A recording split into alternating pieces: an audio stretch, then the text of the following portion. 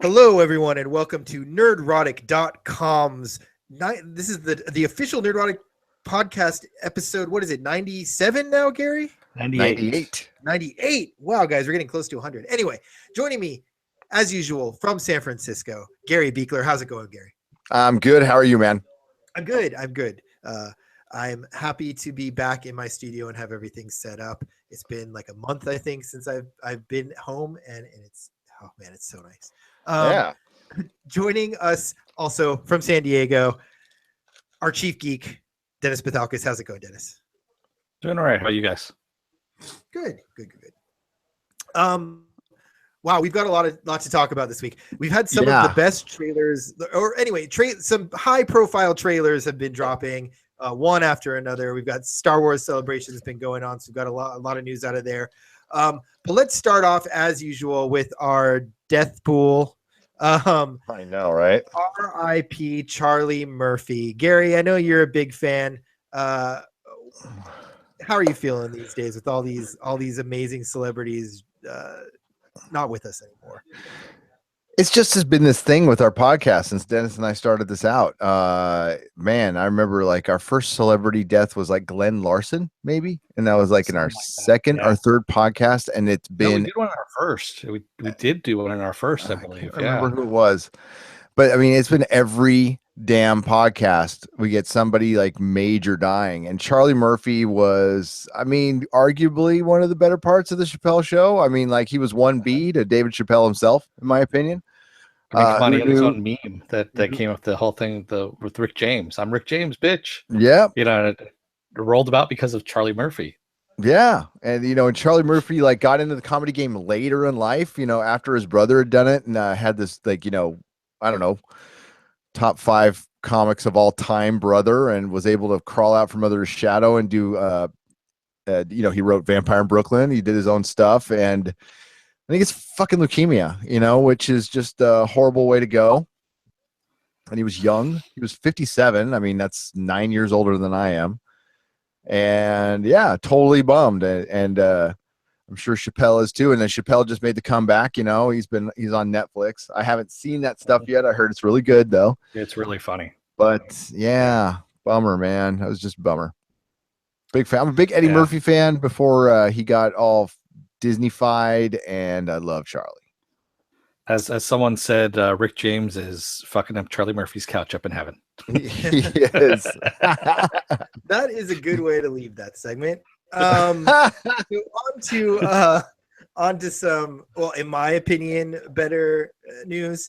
The Last Jedi trailer dropped. The teaser, anyway. This isn't a full trailer. It's just a teaser, people. All you critics out there saying, I hated this. I really enjoyed it. I think that the early comparisons to like this is going to be the empire of this new series, like the darkness about it, blah blah blah, maybe a little bit like premature, but it does look like we're going to get some darkness in this episode of Star Wars. So, Gary, what did you think of the Last Jedi teaser that we got this week? I actually didn't hate it as much as everybody else. But I looked at it from a guy I work with, just put things into perspective for me. Just, you know, and he's not even a nerd. He's just a, you know, GP, general public. And he's all, well, you know, look pretty good for the 8th movie in a series. And you think about it, unless it's Bond, this is like straight to video material. And yeah, I know it's over 30 years, but this is the 8th movie in a series. It looks like a step up. And it also was the Furious and The Last Jedi. Those are the 8, right? Right? You know, and well, that's just ridiculous beyond belief. But you know, this also showed Disney what they got. You know, everybody's gonna love you for that first movie back with Harrison Ford and Luke Skywalker, Luke Skywalker wasn't in it. But now it's time to break from the regular Star Wars. Don't make a repeat of Empire. That's the last thing I want to see is the Empire of the. I mean, especially when you're doing the Empire Strikes Back of the place that actually brought you the Empire Strikes Back. You know, it's used as a name for a good sequel. Well, these are the guys who invented it. They need to do a Last Jedi that becomes the new name for everybody's great sequel and just go completely off script from Star Wars, away from George Lucas, away from A New Hope. Don't have it mirror another episode. Go turn this crap upside down. And I actually like, the ending the Jedi and making them kind of look like the zealots that they kind of are. Can't get laid. Come on. I think that's a really interesting way to go. And I think now that it's out of J.J. Abrams' hands, I think it's in the hands of like young, hungry Star Wars fans, possibly. And we could get something good. I have hope. I definitely have hope. You have a new hope. I have a new hope. New hope. I have a new hope. But it's like not like not like the old New Hope. It's like the new Hope. Dennis, I don't know. Do you have hope? Do you have hope for this movie? I do not have hope for this movie. Shocker! I watched the trailer. Shock. No, Dennis I kind of like what the new Star Wars movie is looking like. It wasn't one of those things that filled me with like or dislike. It just was a kind of thing. I saw it. Yeah, when Luke says, the Jedi need to end at the end there, I was like, oh, okay. So basically you're going to do like the Bendu kind of thing, which they've been doing on Star Wars Rebels. I'm like, it's about time you bring it into the movies. It'd be nice to kind of do like the middle ground of this, which I know they're not going to do, but still it'd be kind of a nice thing to do. But yeah, I had no opinion either way. Honestly, it's just kind of a meh for me. That's interesting. For me, it was pretty poignant to have the character that the Star Wars movies from the very beginning was the one that was supposed to bring balance to the Force, be the guy saying the Jedis are going to be no more, or whatever he says at the end of this teaser. And I don't know. I don't. To be ambivalent to that is interesting to me. I felt pretty strongly at least about that ending. Like what I hear from most people about this teaser is just like it didn't really show us anything. Like we figured the movie was going to have these types of things in it, and it was just kind of like meh. Especially after the trailer we're going to talk about next, which is the Thor Ragnarok trailer. But this is just a teaser, and to have like such a dark overtone to a teaser trailer for Star Wars is, I think, a little new. Like for the last movie, it was like, what was it, the Millennium Falcon coming through and shooting ships or what? I don't know. I don't remember the teaser for the last one, but I felt like it was a lot more hopeful than this movie was. Here's a question for you. Do you think it would have had those dark undertones had Carrie Fisher not died? Yeah, I do. I think that they always planned to have the first movie be this like exuberant celebration of the Star Wars universe, and then to bring it down in the second movie to a darker place so that they can go into some sort of a big resolution in the third movie, like most of these sequels do, right? So yeah, I felt like the first movie did a good job of just taking us to like an ice planet, a desert planet, a forest planet, and having big battles and showing us our new characters, and it was just a big celebration of what Star Wars is. And now we're getting into the nitty-gritty, and I think that that's what's interesting about this is I think most people probably would have liked to have Han Solo there for the dark the dark plot-driven Star Wars movie instead of it being Luke, maybe. But that's not what we got, and I'm really excited about where this is going, and I'm somebody who liked The Force Awakens, so take that as take that from that point of view. But I don't know, I was excited to see where this seemed to be going. The problem they have, which is and as time goes on and it passes and people get further away from it and they aren't so goddamn emotionally attached to it, if when you're insulting Star Wars, you're insulting something about their personality or something like that. When they realize that killing Han Solo 2/3 away through the first movie after, bringing him back after 30 years. And I know maybe that was the only way you can get Harrison Ford, was such a monumental mistake. You should have done it in this movie. Okay. That was my thing. I don't, kill Han Solo, fine. Especially if you're, I don't know. I would have preferred he not died. Right. I don't think you need to kill him, especially if you're going to do a young Han Solo movie. They're going to find when that one tanks, and it will tank. Oh, yeah, I promise you that is going to tank. And they're going to go, oh, what happened? Well, nobody wants to see the background of a dead character, of a character who got killed by his own son needlessly. So aside from that, they do have their opportunity now to break away from that shit. The biggest problem they had with The Force Awakens, and you know, I did spend way too much time thinking about this. The Force Awakens is a 1970s, early 80s movie made in the modern times. They like tried to make it, they used film, they used story, and they kept the story pretty light and not very, well, I'm going to say it was not dense at all. It was a very thin, rice paper thin storyline. And it was copied from another one. We expect more from our movies now and our television. Things are way more sophisticated. And that's what this movie needs to be. It needs to be deep, layered. It needs to be like an onion. Okay. And there's got to be a lot of stuff. There needs to be betrayal. But the most important things it needs to do is develop these new characters, because that's one thing the first one really didn't do. And you're going to miss a Han Solo. Han Solo, I mean, that's what the prequels missed. As bad as they were written, as bad, you know, all the other stuff in it. What did it didn't have a swashbuckling cool dude or girl rocking in those movies. Everybody was, I'm going to, like, that was a bunch of robots, and it wasn't all C-3PO, you know, and that was because of George Lucas's writing, but he also came up with the character Han Solo. So, which was an archetype for an entire decade. Okay. So, I mean, it was a great character, and you need to have something, you can't copy him, but you need to have something cool and relatable. And I don't think it's Poe Dameron, and I don't think it's, you know, Daisy is the Luke Skywalker, and she's doing she did a great job. I liked her. She was fine. BB-8 is your swashbuckling cool. But Jonathan Boyega, what was his character's name again? Finn? Sorry. Finn was supposed to be the Han Solo, and he is the Jar Jar. Sorry. I thought he was supposed to be the Princess Leia. Is it? I don't know. He's Jar Jar though. That's what he is. Yeah. So, And speaking of I Princess thought he was Leia, supposed to be swashbuckling Imperial Guard cool number 2. chicks. the what? Imperial Guard number 2. No. Well, Carrie Fisher. Last week we talked about Carrie Fisher appearing in episode 9. Which this is going to be episode 8, so it's the movie after this one. So as if she would appear in all 3 of the new trilogy.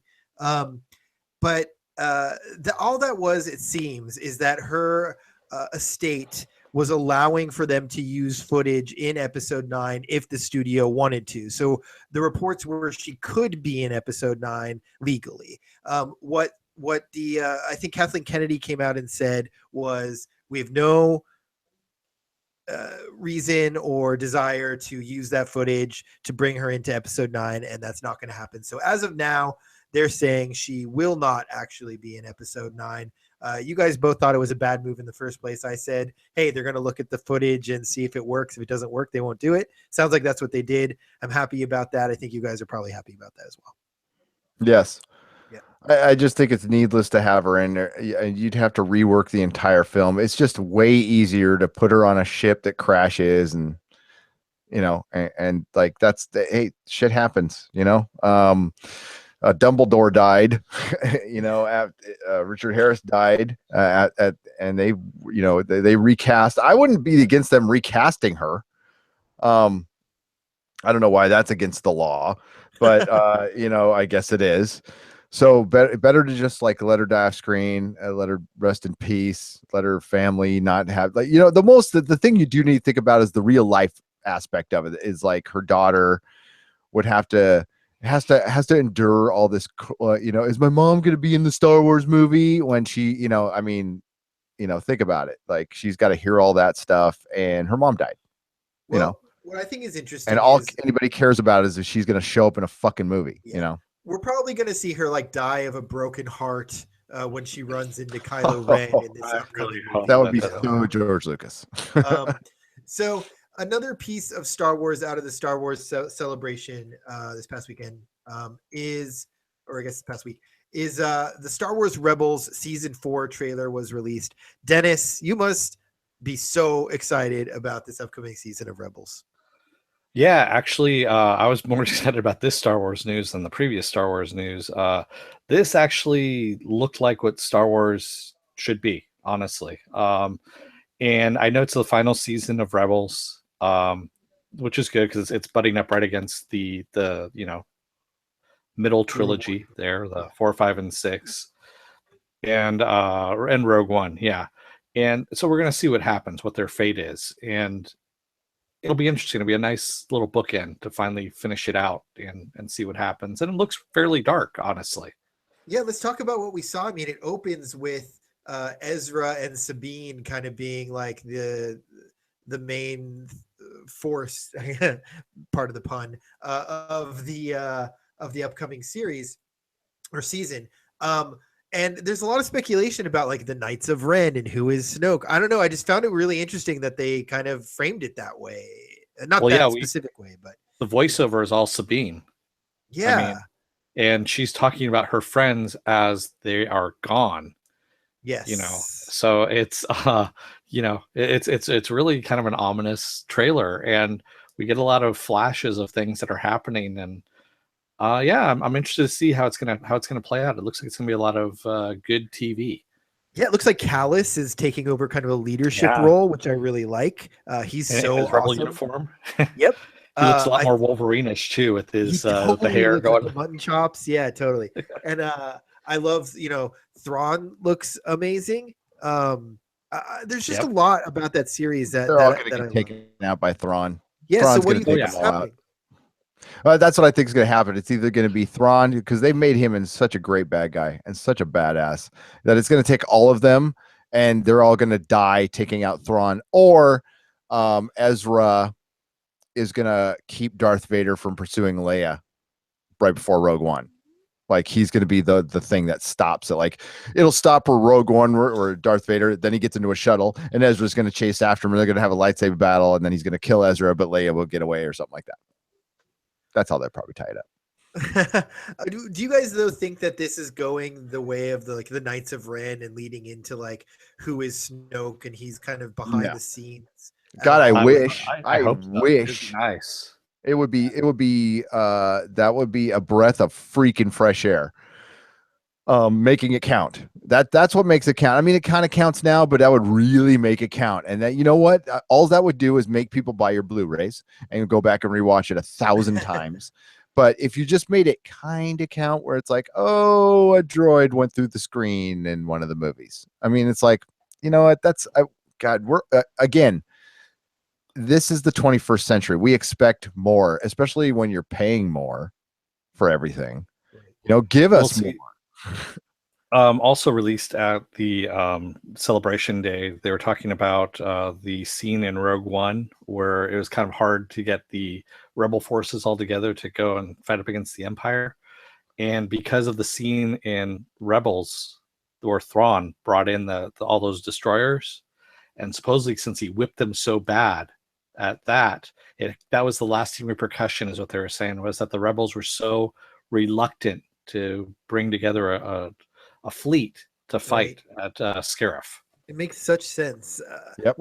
It's like Rebels has the hardest job, because it has to kind of fit all these puzzle pieces into place that these disparate entities have put together for them to, like little landmines almost. And it's cool that they've been doing it so fucking well. And entertaining too. I mean, and all the space battles look amazing from this upcoming season.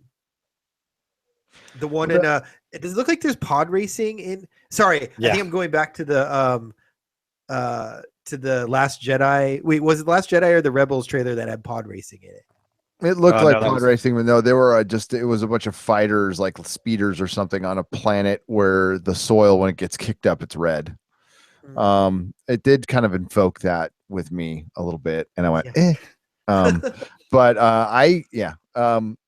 with Star Wars Rebels, that would have been a great concept if they would have done that with the movies, where if you just had a crew and you followed a crew through the aftermath of everything in Star Wars. And how's this for a twist, a modern twist? You don't put them on any side. You don't put them on a side of the First Order or the Resistance. You put them smack dab in the middle. and it's kind of like Expanse, right? Is right now you have a crew kind of flying through this fucking war, and you're seeing this big thing through their eyes, and they're not on anybody's fucking side except for saving people or something like that. That would have been an That's awesome concept for Star Wars. that's what Rebels was. Yeah, that's what Rebels was, and that's what the Expanse is, and that would have been that's and it makes for great. I guess they kind of see that as, well, that's a TV formula. That's a TV Bullshit. format. It's a movie formula. You can make if you want to make 9 movies, make a TV formula then, or make a really good TV show, which they've never done either. Well, with Rey, with this new crew they come out with, apparently they're not going to stop at 3. They want to do 9 with these actors, 9 movies. I don't know how that's possible. Yeah. So, but back to Rebels in the trailer real quick. What Disney's going to find out is the Star Wars fan is very hard to please. Yes. And you had a lot of criticism of this teaser, which showed you nothing. I mean, it was just, some floating rocks that looked a lot like the rocks floating on Superman's grave at the end of Superman vs. Batman. Right. And another scene of somebody breathing heavy. That's a big thing in Star Wars trailers now, people breathing heavy and sweating, which leaves it to the imagination. It's like, do we finally get sex in Star Wars? For Christ's sake, it's been long enough. It's been 8 movies. In Star Wars. Well, nobody fucks. Everybody's talking about everything else in Star Wars, but one thing they don't do is fuck. Okay, because we saw a kiss, once, and twice, but one of them was a brother and a sister. So yeah. I guess that was pretty Game of Thrones of them. But I don't know. We'll see. I'm excited. I'm always excited for this stuff until it lets me that's good. We got to be excited. You can't. You know what? That's what I try to do. Is like I have the propensity to want to say fuck Star Wars, but it's like, what if something's good, and I'm keeping myself from enjoying something that's not fun. I did that with the first Star Trek reboot movie, the J.J. Abrams Star Trek movie. I went into it being like, this is shit. It's an action movie, blah, blah. And then I watched it again with like no expectation later. And I was like, this is kind of a fun movie. I think sometimes we let ourselves get bogged down on what we want it to be instead of what it actually is. And that stops us from enjoying something that maybe is just supposed to be there to be fun. And I don't know. I'm hoping that this is something that is going to turn out to be better than a lot of people are anticipating. And I think it's going to be, and it could meet Dennis's expectations. It could just suck royal balls. I mean, and if it does, we will say so. Right, exactly. We're talking about episode 8, right? Not Star Wars Rebels, right? Episode 8. Well, Star Wars Rebels could suck too. It could. It could suck. Yes. It could go out with less likely to suck. But it did disappoint a couple times this season. It did. Well, yeah, the filler episodes. Filler episodes. Yeah, but you shouldn't have filler fucking episodes with a 13 episode season. That's it. They had 13 episodes, right? 15, 16? They have if you're doing 25 in a season, then I will accept 1 or 2 filler episodes. If you're doing anything under 25, no. Especially when it's 22 minutes long. Let me unless you want to, if animators need a vacation, it's called looking for your next job. Dennis knows about that. There were 22 sometimes it can be long. Season 22 episodes in season what, 3? 3, yeah, for Star Wars Rebels. That's a lot. Well, it's 22 minutes long. Season 2. That's a lot. 15. That's a lot for it. With 2 or 3 filler episodes, not bad. Did they? I thought they were going to announce the new animated series today. Did they not do that? I don't know if there is a new anime. They were talking about a live action series, live action TV series. I know that. No, they are going to do another animated series but it's going to be modern. It's going to take place modern. At least that's according to Emergency Awesome, who broke the Ahsoka coming back thing. Ahsoka, sorry. So I just wanted to we're going to probably talk a lot about Star Wars over the coming months, but I want to switch gears here a little bit and talk about, I think, what was the highlight of this week in trailers, which is... Well, dude, and it dropped like right after our fucking podcast. They couldn't have put it out a day earlier. The Thor Ragnarok trailer, but whether you're talking about the Ragnarok trailer itself, which is fucking amazing, or Batman watching the Thor Ragnarok trailer, which is also hilarious, this trailer was really great. So I think we're all on the same page here. I'm going to start with you, Gary, because you're really excited about this one. What? Yeah. Why do you like it so much? Admittedly, I was loving everything I heard about this movie. I learned that they were like doing 80s color palettes, and I love the old Atari video game fucking logo they're using. And so that, I mean, I was kind of in from the beginning, but this is a great trend to be following, which is the Guardians of the Galaxy trend. You should make every superhero movie like Guardians of the Galaxy because you fucking should. And putting Led Zeppelin music to the trailer and like injecting it just looks like a pure fun comic book movie. And it's honestly, it is the best Marvel trailer ever made of any movie ever made, which was the best one before that was the first Guardians one. That was like the best. This one, I mean, I don't go back and watch trailers 5 times for nothing. I mean, I was like going, fuck. And it's a Thor movie, which like Thor movies are decent. I mean, they're okay, but it's nothing I get all rah-rah about. Thor movie, but Dennis, it's also a Planet Hulk movie, right? Like this. It's a Planet Hulk movie. Well, it's let's see, it's the end of Asgard movie. It's well, it's Thor Ragnarok and Planet Hulk, and it looks like it's fused together in a way that's actually doable and awesome. Yeah, you know, you're not going to get the full-on Planet Hulk, which is too bad. But hey, it's in the comics, man. Read the comics because those are perfect. Those are perfectly written, perfectly drawn, perfect comic books. But yeah, everything about this just it rocked. It rocked, and it was kind of sexy. And you know, Hela looked fucking amazing, and the Kirby art in the background, Jeff fucking Goldblum. I mean, there was nothing wrong with this thing. Yeah. The only thing that's wrong with the Thor genre, in my opinion, is that they went aliens instead of gods, which pissed me off in the last movie, and I think that was just a little bit of a mistake.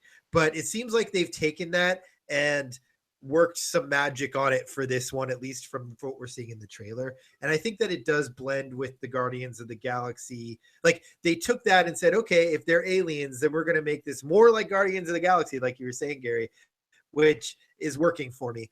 Instead of going the Superman alien route that the last movie went, they're going Guardians of the Galaxy with this one. Well, I mean, a god and an alien are the same thing. They're gods in the sense of the ancient astronaut gods. No, okay, so they're a higher level of alien by far, you know. I get it. I'm just saying, from my taste, I didn't want it to be another alien movie. Dennis and I talk a lot about this on Supergirl. It's not my favorite shit, right? So that's all I'm saying there. Like, I like these movies, and I think Chris Hemsworth is like maybe the most underrated actor playing a superhero these days. He's so charismatic and so funny and so just perfect for Thor. Like, so good. I really like him. He's actually just a good actor. I mean, in general, if you see Cabin in the Woods, where he plays, which is an awesome, the jock who's not really a jock. He's actually a jock. Yeah, it's pretty funny. So he's so good. Yeah. What else do you want to? Before we move on, like this is such a big trailer, I don't want to just kind of skip. Do you want to get to me on my reaction? Yeah, no, I was trying to throw it to you with the Planet Hulk stuff. But Dennis, what did you think of this trailer? It's fucking awesome, man. I mean, it had everything in there, and I kind of think we're going to see Guardians of the Galaxy cross over into this one a little bit too. So you know, because we have Guardians of the Galaxy coming out in 2 weeks. In 2 weeks here, yes, and I'm pretty sure it's going to lead into a little bit. We might have a little bleed over. I mean, the Collector and the Game Master looks so similar from how they're doing. They're brothers. Characters. Yeah, no, I mean, like the visually, like I could see the crossover element being the crossover between those two, because visually they mirror each other, even though they're in different movie franchises, right? Yeah. And having Loki, it was kind of funny. So we brought it up when the Game Master is sitting on one end of the couch and Loki's sitting on the other end of the couch, and Thor, you know, when he sees Hulk, and he's like, "Yes, I know him from work. I know him. He's a friend from work." Yeah. And Loki just kind of looks over and it's like, "Do you see the shit I got to deal with?" Go for it. I was too mesmerized by that Kirby black light art in the background behind that thing. Oh my Lord. And then Hela's the helmet. They actually use the headpiece. helmet. Yeah, they actually fucking use it. And she's like, like just looking bored and disinterested while Yep. she's destroying everything. I love the shot of Loki with the army behind him, and he's got like the sexy entrance, and he's like just like throwing magic off. Yeah, in he's different flipping. directions. He's flipping the swords, the little Yeah. daggers. Getting ready to So good. fight. Yeah, it's There's gonna be so an much I awesome love. movie. Who's directing this one? Do you Oh guys man, know? no, I Yeah. forgot his name. Probably should have had that before, but Yeah. I've seen a bunch of his behind the scenes videos, and it's not anybody who's done anything huge. I'm looking it up online now. Sorry. Oh, so Doctor Strange is also going to be in it, but he didn't. Did he make an appearance in the trailer? Doctor Strange. Okay, I'm gonna mess up the guy's name. Is Taika Waititi? Waititi, yes. He's known for a bunch of little indie movies, huh? Like a lot of He directed the epic that was Like he the did not Concords? direct this. Yeah, he's not a director in it. He was like in it. Was he in Green Lantern? Did I just see Green Lantern? Wow, this guy looks like he did a pretty good job with this. Oh, he was an actor in Green Lantern. Oh Okay. yeah. He was Yeah. actually in Battlestar Galactica. If I'm So, not mistaken. did you guys see Doctor Strange show up? Because Oh. IMDb, he's the second listed on the credits. Did you guys see him in the trailer at all? Doctor Strange? Yeah, Doctor Yeah, Strange. he's probably in like a small portion of it because he helps them find he is in the movie. He is in the He's movie. got second Yeah. top billing. So the director was Green Lantern's friend in the Green Lantern with Ryan Yeah, Reynolds. yeah, okay. Remember? Yeah. That he's an actor. I've seen him in other things, and so it does make sense that. I'm just excited for this movie. So on to maybe lesser known properties. He's directed Flight of the Concords. He's a genius. Exactly. Let's talk Also, a Team bit Thor, about- where Thor Yes. has a remake. Yes. Let's talk a little bit about Atomic Blonde. Are you guys familiar with this property before this movie? Nope. Gary? I'm familiar. I knew the comic book a bit. That's about Let's it. talk about this a little bit. Okay, so it's a super spy comic book where it's a really hot woman kicking a lot of ass, doing James Bond stuff, and having lots of sex. Okay, so this trailer looked a lot more like Jason Bourne with a girl. It didn't look as much. It didn't look as provocative as what you were explaining.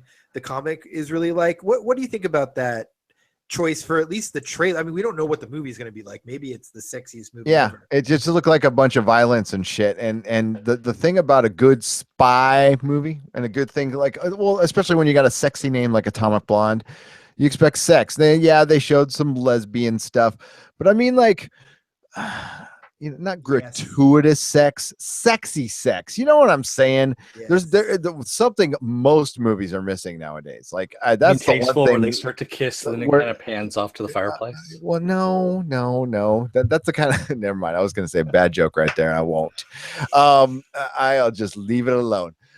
You know what? There's just no fucking sex at all in movies now. It's like the new Puritan times. It's like the 50s again, and we definitely miss like, sex like from the movie Shampoo, like 70s Barbarella sex. You know what I'm talking about? People just having fucking sex. Like it's either like some, people are having sex in the like with blood raining down on them, or it's a joke. You know what I mean? And we've kind of lost the sexiness in Hollywood. And this looks like just a woman, 125-pound woman beating the shit out of 300-pound guys, which I used to like have a huge problem with. Then I remember Tom Cruise is 5'1" and weighs about 105 pounds himself. And Charlize Theron could kick Tom Cruise's ass. You just created a new drinking game. Every time Gary says sex in a podcast, take a shot. There you go. You're gonna be really fucked up by the end of it. Not enough sex. But okay. So what? Are James McAvoy and Charlize Theron the only people auditioning for roles in obscure comic book franchise movies anymore? In spy comic book, yes. Right, like and John Goodman too. And John Goodman. This is ridiculous. Yes. It's like they just take this cast and just rotate him through a bunch of spy comics. Like, so I don't know. Well, It just looks like another Charlize Theron violent movie. It does, and it looks like her playing the same character, her disassociated hot. She had definitely hot girl face. Like everything is so boring, and oh my god, it's so hard to be pretty. Yeah. You know, I did find it funny that she killed like about 5 or 6 different guys with her high heels. with her high heels, which was and then a guy boy, tries you to think give it they were back to her, and she trying- tries to shoot him in the face. Is that ninth wave feminism? I don't know. ninth I wave. lost track.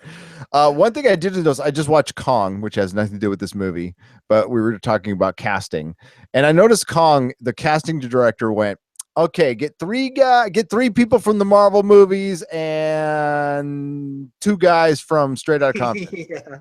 Okay, go. You know, and that's I was like, wait a minute. It's Eazy-E and Dr. Dre, was it Dr. Dre? And there's Nick Fury and Captain Marvel and Loki. Okay, go. All right, rock and roll. And John Goodman. Of course, John Goodman. You know, Don't forget yeah. somebody from Nova Corps as well. You got Oh, John C. Reilly. That's right. There's 4 Marvel people in it, for Christ's sake. Oh my God, I forgot. The one thing I just, again, nothing to do with this, and if I get hate mail for this, I don't care. But the takeaway from that is you're really going to use her as Captain Marvel and build an entire movie around her, huh? Okay, good luck. Brie Oh Larson. yeah, Charlize is playing Captain Marvel. No, Brie Larson. Oh, Brie Larson. She's really average. She's No, I agree. extremely average. She need the okay. Marvel's first all-female movie does not need an average actress. It needs a brilliant, funny. Yes, I mean, like, that would have been better. That wasn't a joke. Dennis and I did an entire pod almost on why they should do She-Hulk over Captain Marvel. Ooh, that like would be a good movie. that would be, dude. Captain Marvel is not their best female character. Like, no, she's a mile. nothing. She is a big nothing. There is no, I mean, she's been around since the 70s, and they haven't had enough time to build. Carol Danvers is, I'm an Air Force pilot who's a superhero now. You know what's really funny though? Brie Larson is like the female actress equivalent of Evans, of Chris Evans, who plays Captain America. So basically, you have these like vanilla blank slate actors who are like competent actors, but like super vanilla. No, Chris, no. I'm gonna disagree with you on Chris Evans. Is funny. Okay, Chris Evans has always been funny, but he's not the funniest guy. He's never he's not Robert Downey Jr. He's not Mark Ruffalo. He's not every character in the Marvel movies is more charismatic than he is. Every actor. Well, that's not his character though. Captain America is supposed to be a little more like he's stoic. I get that, but like Chris Evans is a funny guy, but in the roles he plays, he's very, very. Have you seen? Go watch. Have you seen The Losers? Yeah, The Losers. Yeah, he was great in The Losers. I'm not saying he's bad. That was not my comment. No. I got you. And that's what Robert Downey Jr. Right? Like we can. No, who's charismatic and everything. You're right. Okay, so I get you. We need a Robert Downey Jr. in this role. Not right. You're we need a female Robert Downey Jr. Female Chris Evans. We need a female. Okay, I got you. Yes. I'm following. That's what I was trying to say. Right there with you. Yeah. We need who out there is a female Robert Downey Jr.? But then again, that's not the character though. Is a female Robert Downey Jr. But see, she's a blank slate. You can make her that. You can absolutely make her that. There's nothing in the character that says you can or cannot do that in the comic books. Like you can't do that with Captain America. Like you actually have Christopher Evans, who has a ton of personality. He's a funny guy, but he cannot be that way with Captain America.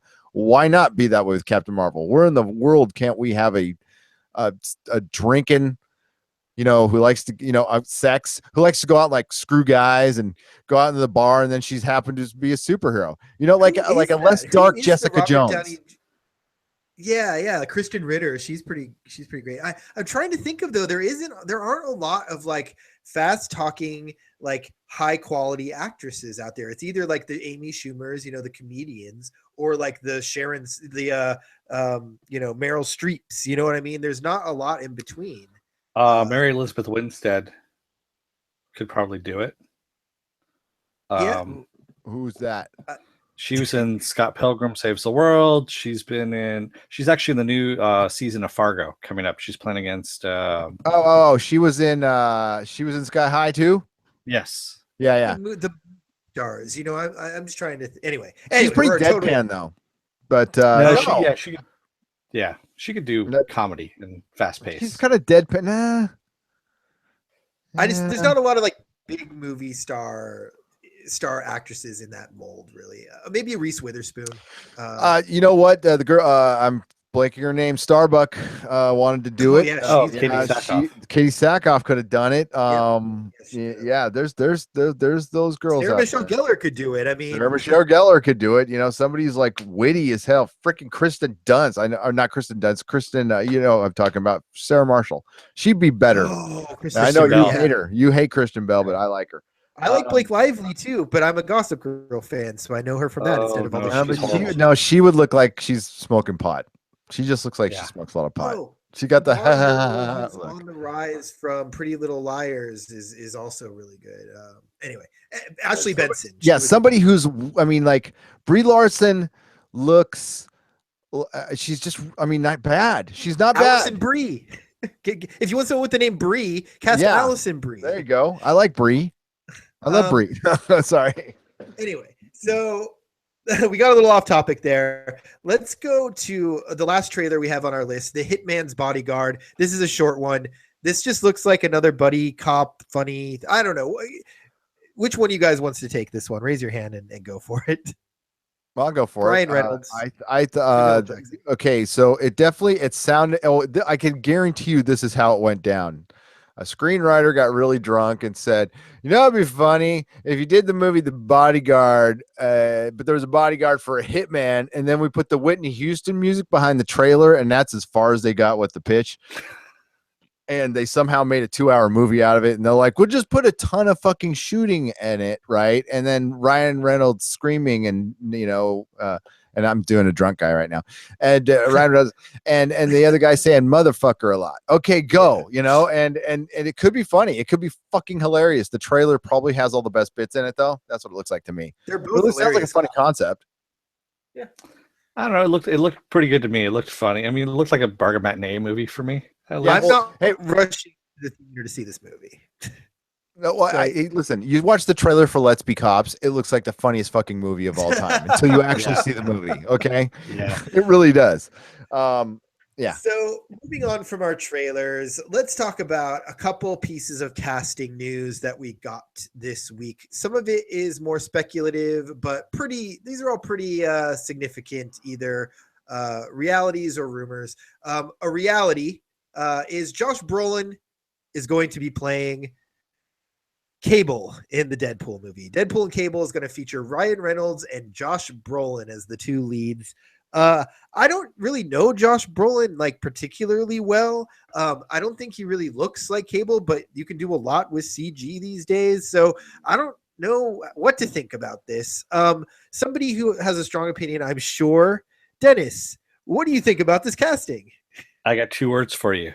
Jonah Hex. That's all I'm going to say. Josh Brolin was Jonah Hex, and it was For the other 15 worst people that movie. saw that movie. Yeah.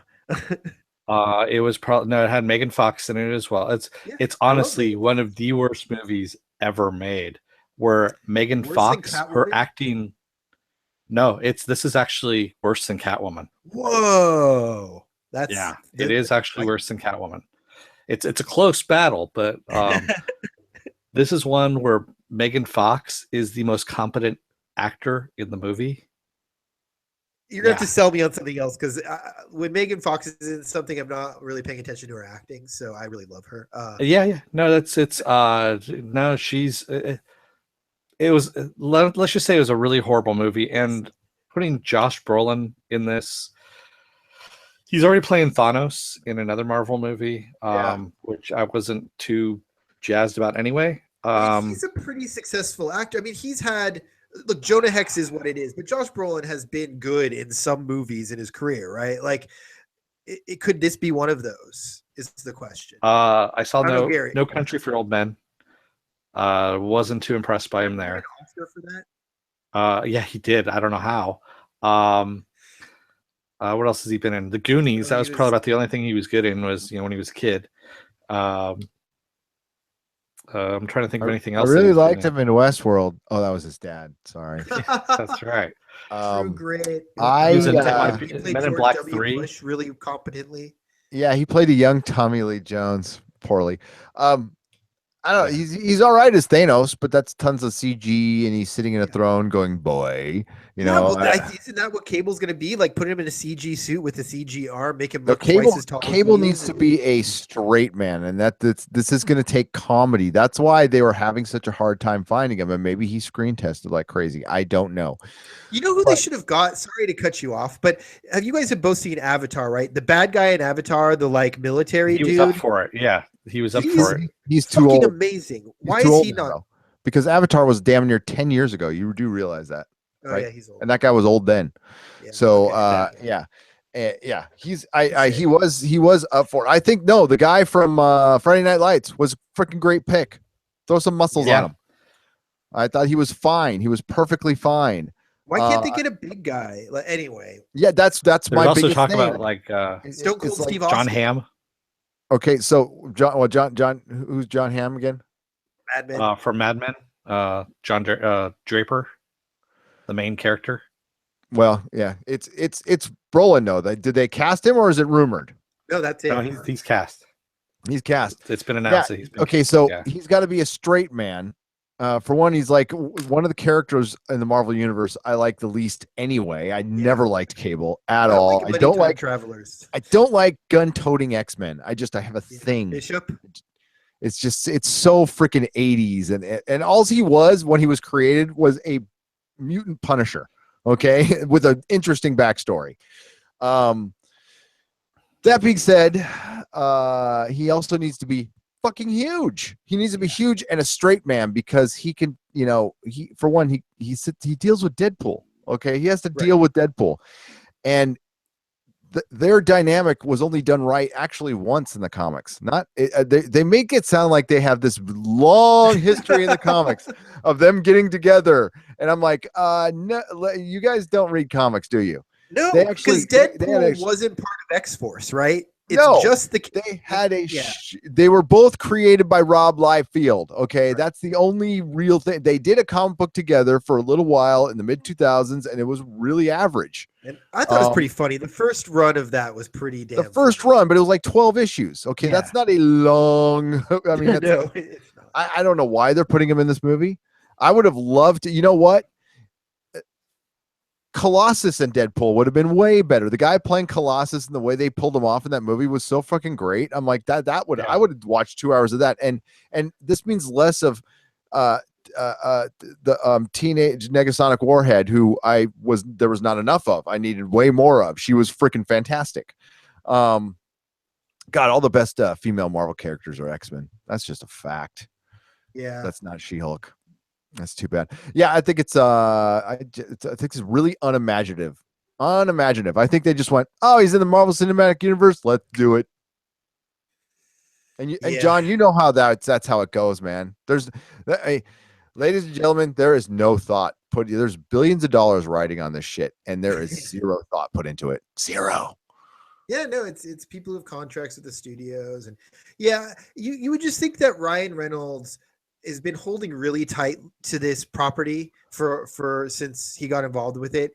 And I feel like I'm going to trust them until they prove me wrong. Right. So I don't love this casting. I can't wait a minute. Yeah. This should be a huge spoiler then he's definitely not going to be in the second Avengers. So Infinity War is not going to be a 2-part movie because he ain't going to be in it. How could he do Deadpool 2 and film the second part of Infinity War? That's going to be kind of impossible. And why would Disney even let him out of his contract to do that? So he must be dead at that. There you go. Spoiler warning. You heard it here first. Thanos doesn't make it out of the first Avengers movie. So they aren't going to do Infinity War Part 1 and 2. Well, we'll see. I don't know. I don't think it's.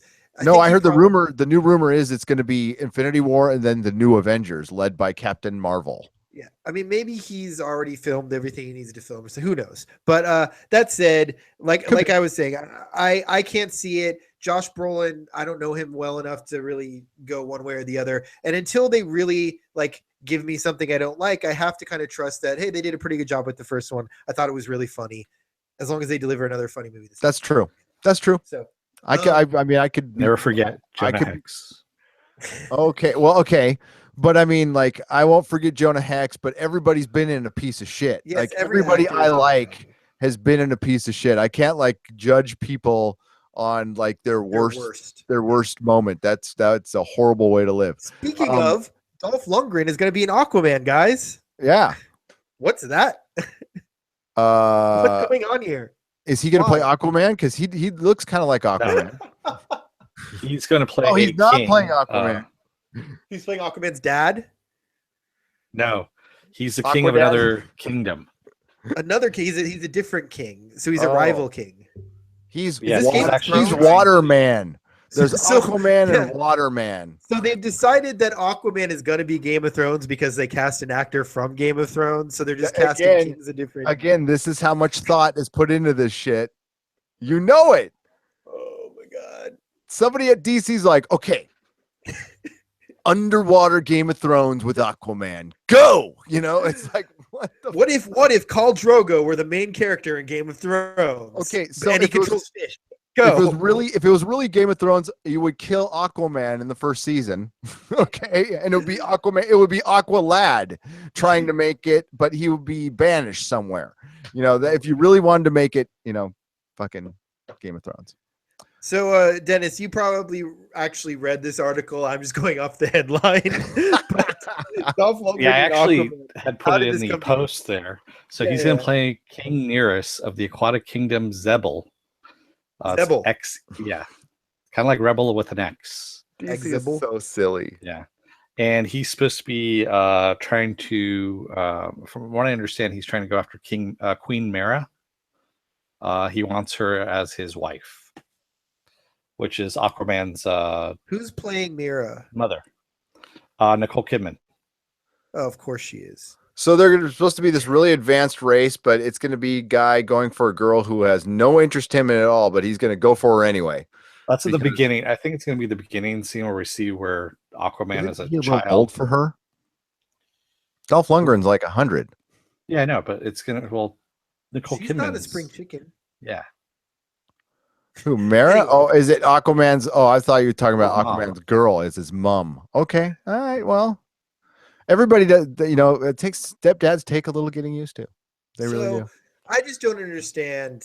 Okay, I know we've talked about this ad nauseum. So everyone out there, just bear with me. DC, Well, this might be the first time they've heard the podcast. So go. Maybe. What is DC even doing in movies anymore? Like, I can't even with this shit. Like, there seems to be no connective tissue between anything they do. It seems like they're throwing darts at a wall and casting different, like, oh, let's see, this character exists. Let's throw the dart at the acting, like the actors we have that have been clamoring to be in DC movies. And that list has probably gotten way fucking shorter because these movies suck so bad. Everything going on in DC right now is horrific. Everything you see coming out of DC movies is the worst news. It's apocalyptic news. Like, this is watching a whole like industry cave in on itself slowly. DC movies is the biggest train wreck we've seen since comics went under in the, what was it, in the 70s or 80s or early whatever The comics 90s. went This bankrupt. is like Clone Wars, Spider-Man, like This is late awful. Marvel bankruptcy shit. This is so They- fucking. And they this is why we literally, like- start this segment with a train wreck. By the way, we actually start the segment. I have a train wreck sound effect. Warner Brothers needs to literally fire everyone involved in the movie making process for any DC property.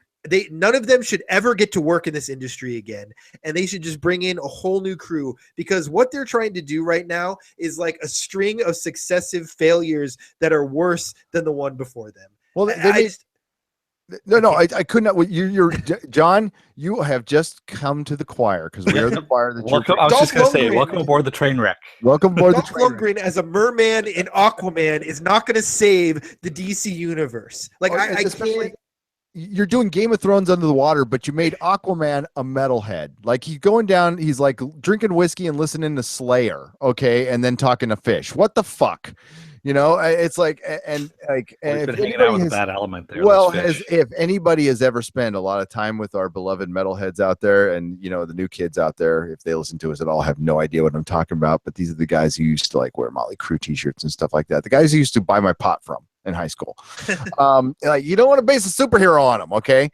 So like they made him Lobo. I mean, for one, Yes. Jason Momoa would have been a great Yes. Lobo, Yeah. and they should have just made Lobo instead of making Aquaman Lobo. I don't know. Yeah, DC would be better off editing a highlight reel from the CW shows and releasing them in theaters as movies for those franchises. Like that would be a better idea than what they're doing these days. Dennis, do you feel good right now? Do you feel like a proud papa? I was just gonna say he's coming along very nicely. He's coming along very nicely. I don't know why it's this piece of news that like broke me, but like Dolph Lundgren, like with a fishtail in an Aquaman movie, is like the image that just made it like the DC universe just exploded in my mind, and I just can't do it anymore. It exploded, Yes, but yes. not in your mind. Let the hate flow through you. Yes. The explosion I was thinking of was kind of like the one I had after that bad pizza, but you know, it's like that is what we've been saying for 3 years. Pretty much, this podcast was built on the bones of that we've ripped out of DC executives and stuff, just mentally. So Dolph Lundgren in Aquaman is the ass explosion of Hollywood news. That's what tips John over the edge. That was epic. That was fucking epic. On a similar note, as if Doctor Who was trying to cast the least sexy man in the world, they literally cast the guy whose whole role in a Hollywood movie is that he has no sex appeal whatsoever aside from a British accent. And they decided to maybe, possibly, it seems, cast Chris Marshall as the next Doctor. Look, I don't hate it, but I don't love it. Gary, you're the big Doctor Who guy here. I'm coming, like, I love Doctor Who, not as much as you do. I'm coming back on board with you for the podcast that we're recording every Saturday after the episode launches. So everyone check that out at nerdrotic.com. Our Doctor Who podcast is the highlight of my week. But Chris Marshall as the Doctor, Gary, what do you think about this? Well, if you're only seeing him from Love Actually, I can totally understand where you're coming from, but you need to watch a bit of a show that was called Death in Paradise that he abruptly quit when Peter Capaldi announced he was going to be leaving Doctor Who, which led everybody to speculate. And he's actually, you know, in Britain, they fucking bet on everything. God bless him. I love him. And he was like, they had to suspend betting on this guy because he was getting so many bets. He is loved in England. And maybe it's just, I am so goddamn relieved they're not going to be idiots and cast the Doctor as a woman. I'm going to get shit for that. Or they're not casting another old guy. I honestly don't care. I just wanted it to be a guy from his either 25 to 45. I don't give a shit what he looked like. I don't, and I don't care who he slept with. I don't think Doctor Who has an orientation anyway, so it doesn't matter. He's, you know, space and time, baby. Yeah, and I was kind of okay with it. I was actually ecstatic. And he's a ginger. He's a redhead. Remember, you know, when David Tennant first regenerated, he's like, oh, I wanted to be a ginger, you know, and Matt Smith mentioned it too, and then Peter Capaldi didn't. That guy's going to be the next Doctor, right there. Yeah. I think it's a good choice. I'm actually okay. But again, it might be just utter relief. I need to be away. For one, this is filed under rumor. It was reported earlier this year, but then it got hot again when The Sun, which is not the most reputable newspaper in the world, but on shit like this, they're kind of dead on. Like they're not really good with all the real life stories, but when it comes to entertainment, it seems like the Inquirer and the Daily Mail are kind of spot on. Actually, The Sun has been right. They predicted Moffat was leaving. They predicted Capaldi was leaving. So I think there's a 85% chance it's true. And the Daily Mail went with it too. Dennis, here's the thing. We just watched the season 10 premiere. We reviewed it on the podcast. It was really, really fun. I thought the premiere of season 10 was one of the best episodes I've seen of the show since in a long time. And given I left the show for a while, but I liked it more than anything I saw of Matt Smith personally. That's my thoughts. If Chris Marshall is the next Doctor. Is that something that would excite you enough to come back to the franchise as somebody who used to like it a little bit? Not really. Right. I mean, I think that's what they needed, and it's not this guy. yeah. Sorry. No, I don't. Who would excite you? See, the thing is, you can't get a name. I mean, this guy's pretty much a name in England, but you can't get a named guy. I mean, you got a named guy. You got Peter Capaldi. He was like one of the biggest. I mean, he's the Hugh Laurie of Right. he's the house of. He was in a really popular show at the time. He was on the top of his game. He was just too fucking old. I was sorry, he was just too fucking old. Yeah. I think they need to get and believe me, when Tennant was cast, you would have never heard of that guy. You're the guy from Harry Potter, the guy who was going all the time. That's all I knew him from. Harry Potter. I thought that was after. I thought Harry Potter came after Doctor Who. No, it was before. Oh, interesting. Actually, Tennant wasn't in. He was in a lot of TV before that, but he was a nobody. So this is kind of where this guy's at. And he's extremely funny. He's extremely just funny. A doofus. That's my problem. It's just like, well, the thing is, I don't want a doofusy Doctor anymore. We've had 3 of those now. Like, you might not know. Well, I mean, Capaldi was typecast as like a squirmy, like untrustworthy evil character. He always played bad guys. Yeah. So, and then he turned into this wonderful professor that took him 3 years to get to. Professor. Well, you know why I made this episode great? Bill. Yeah. No, there was very little Capaldi in it. Capaldi's the same Capaldi as last season. There's no difference at all. It was Bill. It was the girl playing Bill was Pearl Mackie. She was fucking brilliant. She reminded me of Rose. Totally. I really loved Rose as a companion, and she reminded me of that a little bit, and I loved it. Anyway, I'm not that excited about it, but like anything, I'm going to reserve my judgment until I see it in action. What I'm more hoping for is that this team, a lot of this team is moving over to do the Golden Compass series on the BBC of the Moffat team. So I'm just hoping that show ends up being really good. So if Doctor Who stays at this level and has and this guy is really good in the role, I'm going to continue to watch it and just be happy that it's more Doctor Who. Right? Well, it's definitely the right direction. And then getting a whole new writing staff is the right direction. I wouldn't be super excited about Moffat's team. They've been, maybe they need something new. Because they've been stale for a year and a half. We're going to do something a little bit different here. There are 3 topics. We're going to do a little bit of a lightning round. I'm going to shove this one to you, Dennis. The new Punisher poster was revealed, and we got to see a photograph of Punisher in his costume. What did you think of what we're seeing from the Netflix Punisher series that's going to be coming out later this year? I'm looking forward to it. It's going to be badass, I'm pretty sure. I mean, it looks like he stepped off the page of one of the Punisher comics. Yeah. So he's great. Definitely looking forward to that.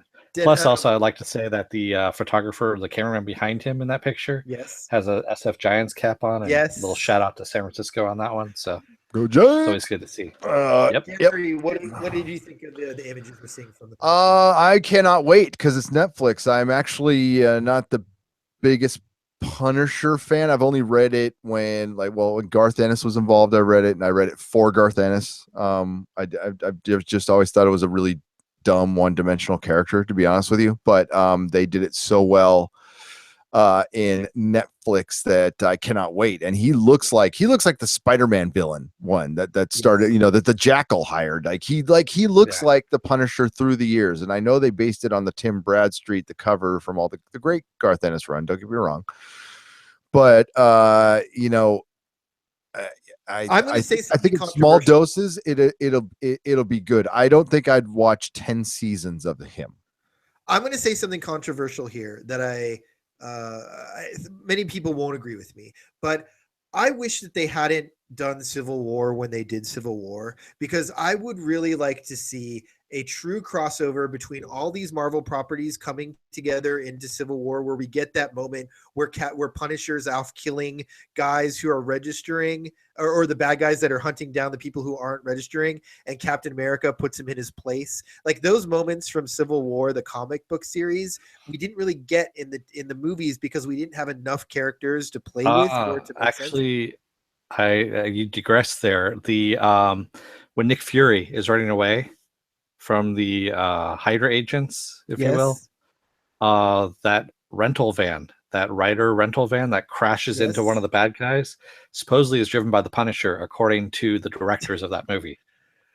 Well, that's just awesome. Like, I'm glad There you go. That's what like you the mentioned. bearded guy being Rex and Jedi. I mean, like, you know what? And I'm in every Spider-Man movie. Every blonde guy that you see, well, Ash blonde now, the back of his head that's wearing a blue shirt, that's me. Just pretend that's me. Yeah. Can't do that But shit. It's annoying. How about I putting know. the fucking Punisher in it? Yeah, no, John, I I'm would still love with to see you. the Punisher. This Well, Punisher dude. interact with Chris Evans as Captain You can America. go ahead and do it again and just not call it Civil War, call it the Registration Act or something like that. But the thing is, like without Reed Richards, it doesn't work. Without Reed Richards, the real Planet Hulk doesn't work. They're still missing without Wolverine. So Civil War doesn't work. That's why I wish they'd wait until they know what their roster is to do one of these big things. One of these, like Civil War specifically. There's nothing else, like maybe Secret Invasion. Those are probably the two I don't want to see unless you have all the characters that you see. Secret Invasion would have been much better to do cinematically. Like Yes. that would be the one I'd want to see a movie of, and you can make that the precursor to Thanos. I'm so surprised they didn't do that. Me neither. We You might don't actually need to have scrolls. You can do something else, and we still might actually see it. You're right. Okay, so but real quick, like you don't have to worry, John, because like the reboot time used to be like 10 years, and now it's like 6 months. So don't worry about it. They'll reboot Civil War as a series. So another one of our lightning round. Dennis, I'm going to kick this one to you again first. The New Warriors on Freeform is going to be a comedy. Or at least it's going to be a dramedy, and it seems like the whole show exists so that they can spin off Squirrel Girl into her own show. The network is already talking about the fact that they put Squirrel Girl in this show so that they could spin her off into her own show. What are your thoughts on this news that's come out lately? I hate the comedy aspect of it. I know it works for Squirrel Girl's character, but not for the rest of the New Warriors. And honestly, they should have just done a Squirrel Girl standalone, show is what they should have done, and not the Teen Titans cartoon. That was a comedy at its heart. Kind of reinvented some of these characters, like a Cyborg is like a funny character. Do you think New Warriors can just do that in a live action way and have it be kind of successful? No. Or like a Ninja Turtles, like Ninja Turtles though was already a parody of something else. You're right. That's a bad example. But like Teen Titans, which could have been a teen drama, they did as like a little thing on Cartoon Network, and it was really funny. It was really good, and they took characters that have like Raven is a dark, dramatic character. Her father is a super villain. I've watched it. I like both. I like both the kids version of it, I guess you will, and also the dark version, which is coming back for season 3. So on like Netflix. Speedball, who has like colorful little, whatever, and like Squirrel Girl, who's like a nanny, like, can they do these types of things and have it be fun in this show and still make it so that you enjoy it at least on some level? I don't know, because I mean, if you go where Speedball's supposed to go, and then you get the whole penance thing. It's not the Speedball we're gonna get, right? We're gonna get the colorful Speedball who's happy. And if we do, it'll be at the end. So that's what I mean. So are you going to give this a chance at all, Dennis? That's what I'm going to give it a chance, but it's on Freeform, which I already have a low opinion of. But I'm going to go into it. I'll walk into it with an open mind, at least at first. And the first 2 episodes, if they're really bad, then I'm going to cut and run. That's what I'm going to do. Fair enough. I think the problem they have with Squirrel Girl in particular is she's what you call a deep cut. You know what I mean? It's like Pink Floyd Umaguma is a deep cut. You got to be a pretty big Pink Floyd flan and fan. You got to like flan and be a fan to like Umaguma, which I adore. I love that album, but I also dropped a lot of acid. And that's what Squirrel Girl is. Squirrel Girl is immensely popular with critics. She's Elvis Costello. She is the Elvis Costello of comic books. She is immensely popular with critics, pretty decent following, and not for everybody. And that's going to be very tough. That's why I think they're testing her out on, like you said, I think that's just a big ground test. Because I think Squirrel Girl, which you would think a bunch of girls buy the comic, but I actually think it's a bunch of dudes who buy the comic. And a bunch of dudes don't watch Freeform. And so I don't think it will cross over at all. I actually think that Freeform, I agree that it's females, young females watching mostly Freeform. Yep. I also think that you do have young males as well. Not this like probably anyway. I think there's an audience. I don't think there is a strong average male viewership for that network. I doubt they're getting 18 to 34s. I highly doubt. And I don't think that's who. I don't think they're going to rope in anymore with this show. You know what? Oh my god! Just off topic, real quick. They were on the. I was on Watchers on the Walls, and they were doing top 5 shows you should watch other than Game of Thrones, and like somebody threw up The Magicians, and oh my lord, you should go to the website and read the comments on that. Game of Thrones fans eviscerate that show. Yeah. Highly it's recommend not it. on the same level anyway. No, just made me think of it. That's The Magicians should be on Freeform. It really should. Yeah, I guess it's a little bit more. It doesn't fit. I watch a lot of Freeform, and I also watch The Magicians. It doesn't really fit on. It doesn't fit anywhere. The Magicians is somewhere in between. It fits like because it's not CWE, but it's not like Freeform's like a lot of bright colors, a lot of pop music. That's not really what The Magicians is. It's got a lot of drama, but the characters on average are like maybe 5 years older than the characters on any given Freeform show. I think it's just a little bit different, a tiny bit. So you're different. saying it's Freeform after dark, so it's after all the kids have gone to bed at 7 o'clock, so it's an 8 p.m. show. Yes, exactly. It's like a 10 p.m. Freeform show. Correct. The whole like magic as a drug thing wouldn't play well, I think, on Freeform. Anyway. Getting off topic there, let's switch over to The Fifth Element is having a theatrical release, the 4K version of the movie. Are any of you guys going to be going to watch that, Gary? Are you going to go to the theater and watch the 4K Fifth Element screening? 20th anniversary? Hell yeah. I can't believe it's been 20 years since that movie came out. Yeah, I know. Man, I still remember the first time I saw that movie, and the montage during the opera sequence was... like it blew my mind I think I was 18 or something, but it just blew my mind. Yeah, and they're also going to have a little featurette of Valerian and the City of a Thousand Planets during that Fathom Events thing. That's huge. So, okay, so I'm gonna have to go and tickets. It might not play well to people now that it's 20 years later, but people don't understand like how groundbreaking that movie. The movie made $5 when it officially came out. It was considered a bomb. I remember walking out of there with my friend JD at the time, and we walked out like there was the movie is so fanatically edited and directed. It's like hypersonic directing of Luc Besson. Yep. There's a point where it finally gets quiet, and it's right at the beginning of the opera scene. And that's the first time the movie is literally quiet. It like slows down in 20 minutes. And people in the theater went, you could hear them breathe out. And we walked out of that movie going, that was the greatest thing we've ever fucking seen. Everybody's going to love this. You got to watch this movie. And then nobody loved it.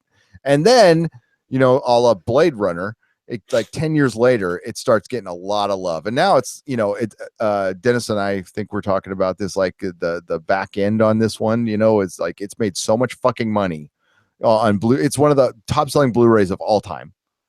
And it's just the way, but it's hard to, because like right now it just looks like it looks like an average movie now, but back then it was like hyperkinetic. It was crazy. You gotta remember this movie was made for what, like $10 million, $20 million, something like that. It wasn't made for a lot of money. Oh my god, I never knew that. Yeah. And like the Valerian and the City of a Thousand Planets is the most expensive French movie to date. It's at $209 million right now. Oh my god, that movie's gonna be fucking crazy. So if it doesn't, when does it make its money back? I don't know if it's the week of Comic-Con. Oh, like a couple months from now? Yeah. It's coming out soon. Yeah, no, I think Valerian every Fifth Element fan will be here. They know every Fifth Element fan knows about it. I mean, dude, there was a long time that the soundtrack, just the score was collectible. Like nobody had it. And it's Eric Serra, and it's very Blade Runner-y and very cool. I remember listening to it for an entire year. It actually reminds me of Hawaii, my trip to Hawaii. But I fucking love it. So the great story about The Fifth Element is it's Luc Besson. Everybody who's a writer, everybody's creative has had a story in their head. And it's like John and I were just discussing this, and it's like this one story that you've been building all your life, and some people write it and some people don't. This was Luc Besson's story. He had thought this up when he was a little kid and was just kind of building on it, and he got the idea from Valerian, the Valerian comics, and it was right after he did The Professional. He went for broke. He's like, I don't know if I'm ever going to get this opportunity again. It's too soon. There's not enough technology, but like, this is the one chance I have I can ask people to give me money to make my dream project, to make my Star Wars. Yep. So that's what it was. It was him going for broke, and it damn near broke him. He lost a lot of jobs. He retired from directing. He did a couple of other movies and supposedly retired from directing, and thank God he's back. He's great at con. You can go to our YouTube page, and we have Dennis and I filmed a panel. Yes. The Valerian panel, and he's really charming and funny, and I cannot wait for Valerian. Yes. Yeah, he seems like he's just a really nice guy. I mean, yeah. So I'm tempted to end it here because that was such a positive note for all of us. However, there's one more thing we have to talk about, which is it's not going to be a positive topic. Either in what this show is supposed to be and on the news about it, the Inhumans TV show, which where Medusa theoretically does not have hair, and it takes place in Hawaii, presumably in the Hawaii Five-0 universe. It's the Inhumans is not crossing over even into Agents of S.H.I.E.L.D., which is the other Marvel show that is on ABC on the exact same network. So essentially, my whole theory about what was going on was we were getting like a freeform Marvel universe, a Netflix Marvel universe, a Hulu Marvel universe, an ABC Marvel universe, and a Marvel theatrical universe. And each one was targeted for a specific audience. The ABC one is the most broad, right? Like it's the actual network. So they're trying to get as many people of as many ages as possible to watch it. So it makes sense that you want the show to look good. It's going to be in Hawaii. It's going to be a little more accessible for people who don't like science fiction. It's not going to be in space, right? It makes sense that they're making some of these changes, but the fact that it's not crossing over with the only other Marvel property on that network, essentially making it so you're not creating a Marvel ABC universe. You're just having standalone Marvel shows appearing on that channel that are all watered down for a broad audience.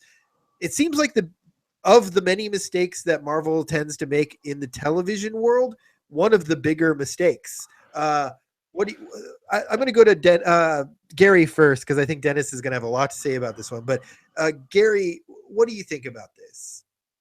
What happens when you make a bunch of different universes? It makes one big stupid verse. That's what I think about it. I don't even fucking understand. I mean, well, I do. We talked about it last podcast. The guy in charge is a toy manufacturer. Doesn't give a crap about this. He is what's going to bring Marvel down, because eventually he's going to drive away Kevin Feige or whatever, Feige or Fage, or I'm just going to say Kevin. Okay, he's going to drive away Kevin, KF. And it's going to all fall apart. Yeah. Here's the thing, though. I just want to say before you get really into it, I just want to say that the plan, in my opinion, the overall like business plan that it seems like they were going with like a freeform targeted audience and a cartoon channel, an ABC cartoon, Disney XD or whatever franchises on the cartoon side, a Netflix like gritty audience for us, a broad audience, the movie audience. I like that plan because you're giving a ton of content, and whoever wants to dip into their targeted content, they can go and get it. And there's plenty of content for them. Like the plan, in my opinion, is a great plan. It just seems like they're not executing it very well. They're not so maybe sticking. It's this guy. Before we get Dennis real quick, they're just not sticking to their plan, and they're forgetting what made this Marvel Cinematic Universe work. It's a cinematic universe. Iron Man is going to go say hi to Captain America and his other movie. That is, and the only reason people watched Agents of S.H.I.E.L.D. was for a mention of Iron Man or another superhero or a Deathlock or a Ghost Rider. If you're going to put it in its own universe, cancel the show now. Save yourself a lot of money, because nobody really actually gives a shit about it. Okay, nobody does. No. And if you're going to bring the Inhumans in, especially when you had Inhumans in the other show, and then you're not going to, and they're going to be in a different universe, I mean, you're just trying to make it fail at that point. Right. That's all you're doing. Is like somebody greenlit the show, and you don't have the power to stop it, but you have the power to fuck with the show as much as possible. That has to be what's going on here. Do you think they hired a showrunner that was just like, hey guys, I can't I can't work with these other properties. I don't like them, so I'm just going to do my own thing. Like, how do you think this comes about, where they're building these universes and all of a sudden they have a show that They've won't shown everybody the door who said that. Yeah, I mean, should've. everybody. They show Kenneth Brown out of the door. They show Edgar Wright the door. I mean, everybody who wanted to. That's on the movie side. Yeah, that's on the movie side, and like, there's a reason for that. As much as I liked Edgar Wright, it's he had it coming. I mean, like, this ain't your toy box, buddy. Right. And I don't think that's the case. I think it's I am dumbfounded. I don't have an explanation for this. But what I can say is, where's Dennis? I don't know. We'll if he gets back on here, we'll let him weigh in. Otherwise, he's I guess his internet's out. But here's what I would say. If you went through the shows individually, I'm really excited about Cloak and Dagger. I'm really excited about Runaways on Hulu. I'm really excited about literally everything that comes up on Netflix, The Defenders, Punisher, Daredevil, any of that stuff. I'm super excited about all of these properties individually, except for the two that are supposed to be the big money makers for them, Agents of S.H.I.E.L.D., which I no longer watch, and this Inhumans show, which just seems like a ridiculous idea. Like, it's such a dumb idea. It's so stupid. From the get-go, it's the dumb idea. So it almost makes me believe like this must be great. Like, right? I mean, like, I know that sounds crazy, but it must be, because it must be such a great idea that we're not seeing, and this is why people make millions and billions of dollars, that they're seeing something I'm not seeing, who used to be a professional in this business. And like, I've been reading comics all my life, and I fucking... From the creators of 2.5 Men, we bring you an obscure Marvel property called the Inhumans, where a woman named Medusa can control her own hair, although she has a shaved head. And they used to live in space, but now they're in Hawaii. And the main character can't talk. Yeah, the main character, he can't talk. No dialogue. And we have budgetary constraints, but we have a giant fucking dog that teleports. Okay. We're going to have I think for Black Bolt, they're just going to have word bubbles appear on the screen, which would be great, by the way.